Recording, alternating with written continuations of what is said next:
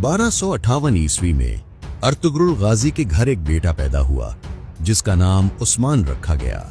ये वो वक्त था जब इस्लामी खिलाफत अब्बासियान का सूरज गरूब हो रहा था और मंगोलों के हमलों ने आलम इस्लाम में अफरा तफरी मचा रखी थी।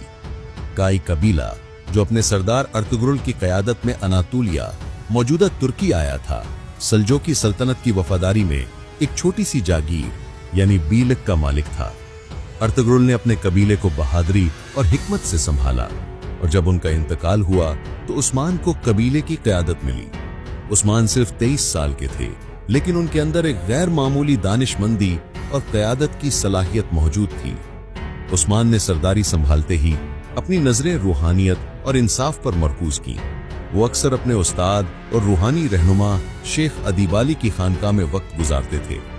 एक रात उस्मान शेख की खानकाह में सो रहे थे जब उन्होंने वो मशहूर ख्वाब देखा जिसने उनकी जिंदगी का रुख मोड़ दिया।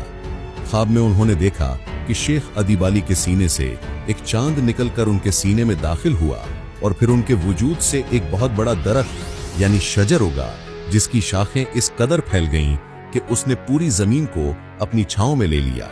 दरख्त की जड़ें दजला, फरात, नील और डैन्यूब जैसे अजीम दरियाओं में फैली हुई थीं और उसके पत्तों पर तलवारों के अल्फाज लिखे हुए थे।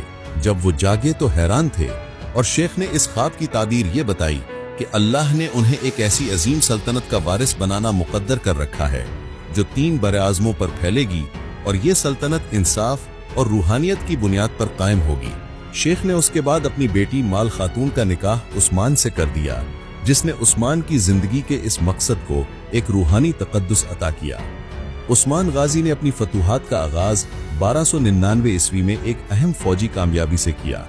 ये फतह करा हिसार किले की थी, जहां उन्होंने बाज़ंतीनियों को फैसला कुन शिकस्त दी।